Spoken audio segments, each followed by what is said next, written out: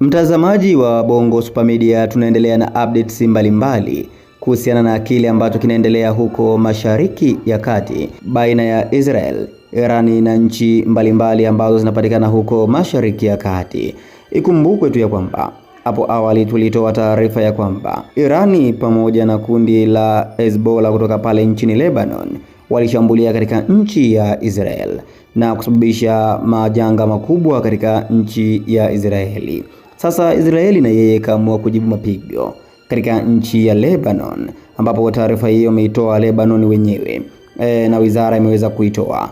Taarifa inasomeka hivi: Wizara ya Afya ya Umma ya Lebanon ilisema shambulio la Israeli katika kituo cha afya kusini mwa Lebanon limewaua wafanyakazi 12 wa afya.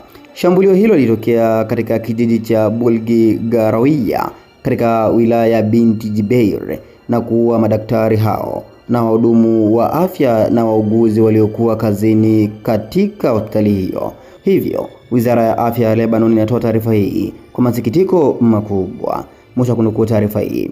Kwa maana hiyo, Hezbollah, kundi ambalo linapatikana pale Lebanon, liliposhambulia nchini Israeli na Irani ikashambulia Israeli, Israeli akaamua kujibu mapigo, ambapo akalipua katika kituo cha afya ama hospitali, ambapo madaktari pamoja na wauguzi wapatao 12 wamepoteza maisha kutokana na majibu ya Israeli katika nchi ya Lebanon.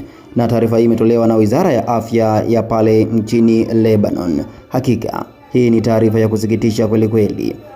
Madaktari waliokuwa kazini pamoja na wauguzi wamefariki dunia, wamelipuliwa na makombora ya Israeli. Mtazamaji, maoni yako ni yapi? Andika maoni yako hapo katika sehemu ya comment.